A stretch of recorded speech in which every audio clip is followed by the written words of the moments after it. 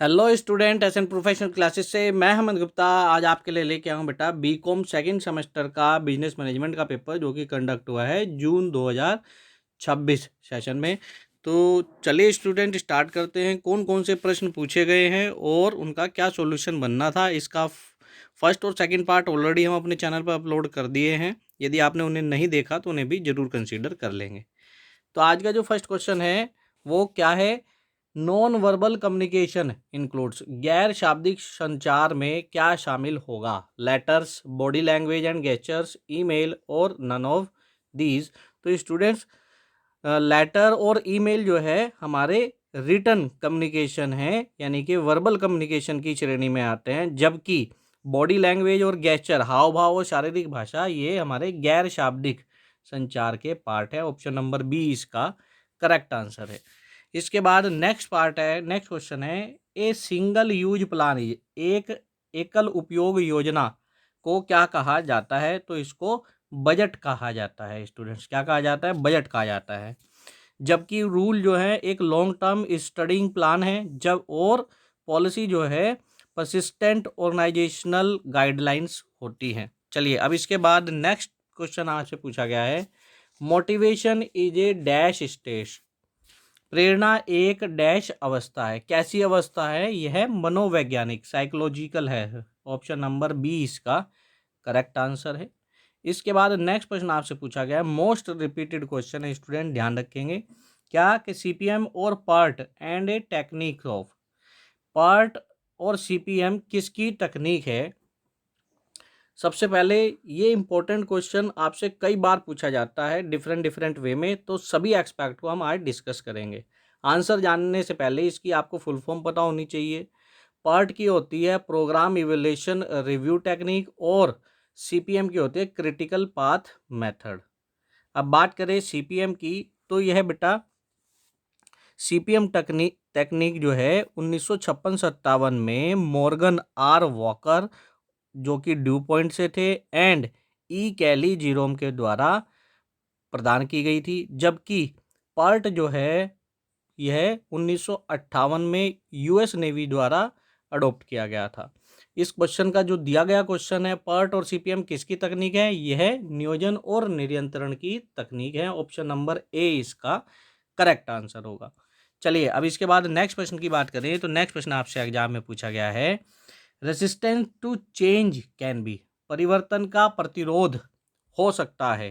कैसे हो सकता है? प्रकट के द्वारा, अप्रत्यक्ष, तुरंत या उपरोक्त सभी। तो उपरोक्त सभी इसका आंसर आ जाएगा। इसके बाद नेक्स्ट प्रश्न आपसे पूछा गया है, strategic planning is done by, रणनीतिक नियोजन किसके द्वारा किया जाता है? Low level management, middle level management, top level management, या नन ऑफ दीज।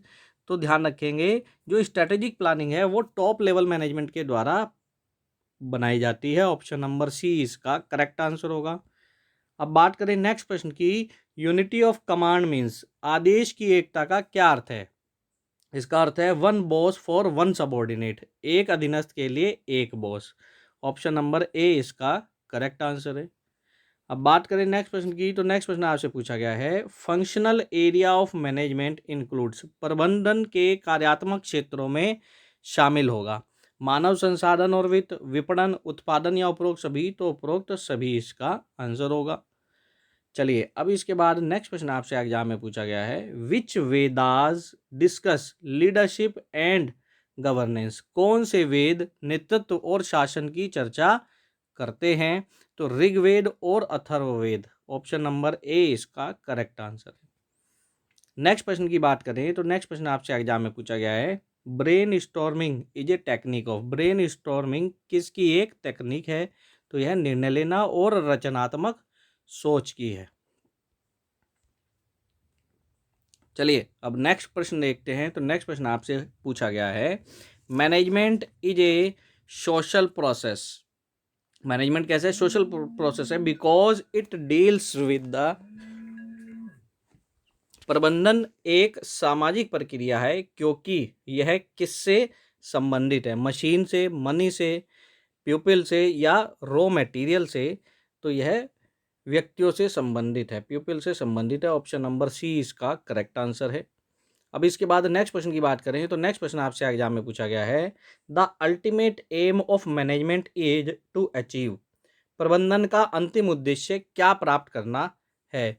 व्यक्तिगत लक्ष्य, संगठनात्मक लक्ष्य, सामाजिक लक्ष्य या इनमें से कोई नहीं? तो इसका अर्थ होता है ऑर्गेनाइजेशनल गोल, संगठनात्मक लक्ष्य।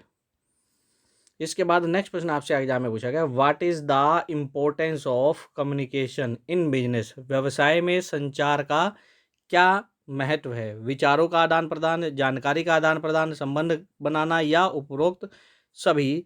तो इसका आंसर आ जाएगा उपरोक्त सभी। चलिए अब इसके बाद नेक्स्ट क्वेश्चन की बात करें तो नेक्स्ट क्वेश्चन आपसे एग्जाम में पूछा गया है, what is the importance of team work in business. व्यवसाय में टीम वर्क का क्या महत्व है? सहयोग बढ़ाना, कार्य को पूरा करना, लक्ष्य प्राप्त करना या उपरोक्त सभी? तो यह सभी कार्य है टीम वर्क के। चलिए अब इसके बाद नेक्स्ट प्रश्न है, very very most repeated question.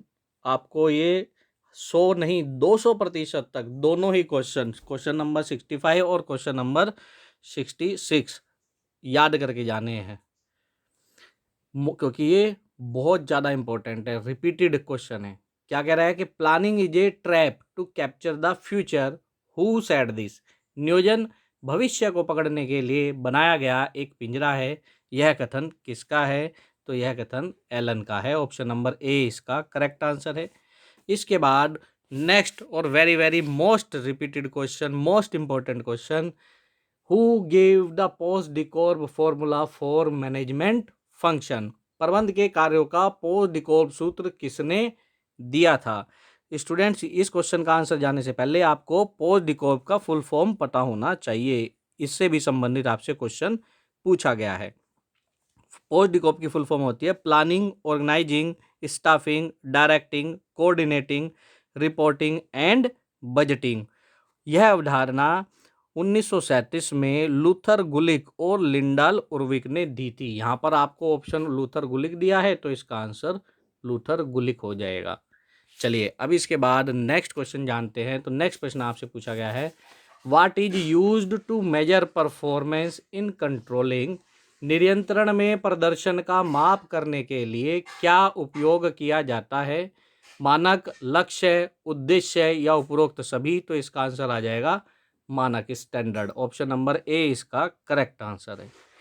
अब इसके बाद नेक्स्ट प्रश्न की बात करें तो नेक्स्ट प्रश्न आपसे पूछा गया है, what is used to identify deviations in controlling. नियंत्रण में विचलन की पहचान करने के लिए क्या उपयोग किया जाता है? प्रदर्शन का मापन, मानकों की तुलना, सुधारात्मक कार्रवाई या इनमें से कोई नहीं? तो इसका आंसर आ जाएगा मानकों की तुलना, कंपेयरिंग स्टैंडर्ड्स। चलिए अब इसके बाद नेक्स्ट प्रश्न जानते हैं। नेक्स्ट प्रश्न है, objective of current control in controlling is. नियंत्रण में वर्तमान नियंत्रण का उद्देश्य है। क्या उद्देश्य है? प्रदर्शन में सुधार करना, इसका करेक्ट आंसर है। और स्टूडेंट्स करंट कंट्रोल को कॉन्करेंट कंट्रोल के नाम से भी जाना जाता है। चलिए अब इसके बाद नेक्स्ट प्रश्न जानते हैं। तो नेक्स्ट प्रश्न आपसे पूछा गया है, the first step in the staffing process is. Staffing प्रक्रिया का पहला चरण क्या है? कर्मचारियों की भर्ती है। ऑप्शन नंबर ए इसका करेक्ट आंसर है। चलिए अब इसके बाद नेक्स्ट प्रश्न जानते हैं। तो नेक्स्ट प्रश्न आपसे एग्जाम में पूछा गया है, what is used to recruit employees in staffing. Staffing में कर्मचारियों की भर्ती के लिए क्या उपयोग किया जाता है? विज्ञापन, कर्मचारी रेफरल, कैंपस प्लेसमेंट या उपरोक्त सभी? तो इसका आंसर आ जाएगा उपरोक्त सभी। चलिए अब इसके बाद नेक्स्ट प्रश्न जानते हैं। तो स्टूडेंट्स नेक्स्ट प्रश्न आपसे एग्जाम में पूछा गया है, how is employee development done in staffing. Staffing में कर्मचारियों का विकास कैसे किया जाता है? प्रशिक्षण के माध्यम से, अनुभव के माध्यम से, शिक्षा के माध्यम से या उपरोक्त सभी के द्वारा? तो इसका आंसर आ जाएगा उपरोक्त सभी के द्वारा। चलिए अब इसके बाद नेक्स्ट प्रश्न जानते हैं। तो नेक्स्ट प्रश्न आपसे पूछ रहा है, the primary objective of motivation is. अभिप्रेरणा का मुख्य उद्देश्य क्या है? कर्मचारियों को प्रेरित करना, कर्मचारियों का विकास करना, कर्मचारियों को प्रशिक्षित करना या इनमें से कोई नहीं? तो इसका आंसर आ जाएगा इनमें से कोई नहीं। सॉरी, इसका जो करेक्ट आंसर आएगा वो आएगा कर्मचारियों को प्रेरित करना, मोटिवेट करना। किस लिए? किस लिए मोटिवेट करना? संस्था के उद्देश्यों को प्राप्त करने के लिए जो कार्य दिया गया है उस कार्य को करने के लिए मन से तैयार करना, जो प्राइमरी ऑब्जेक्टिव है मोटिवेशन का। तो कर्मचारियों को प्रेरित करना होता है इसका आंसर। चलिए अब इसके बाद नेक्स्ट प्रश्न की बात करें तो नेक्स्ट प्रश्न आपसे एग्जाम में पूछा गया, what is necessary for motivation? अभिप्रेरणा के लिए क्या आवश्यक है? स्पष्ट लक्ष्य, उचित पुरस्कार, अच्छे काम का वातावरण और उपरोक्त सभी। तो इसका आंसर आ जाएगा उपरोक्त सभी के द्वारा कर्मचारी जो है मोटिवेट होता है। चलिए अब इसके बाद नेक्स्ट प्रश्न पूछा गया आपसे एग्जाम में, what which of the following principles of management promotes cooperation and team work among employees? प्रबंधन के किस सिद्धांत में कर्मचारियों के बीच सहयोग और टीम वर्क को बढ़ावा मिलता है? तो दिए गए ऑप्शन में से जो करेक्ट आंसर है वो है एस्पिरिट डी कॉर्प्स, ये इसका करेक्ट आंसर है।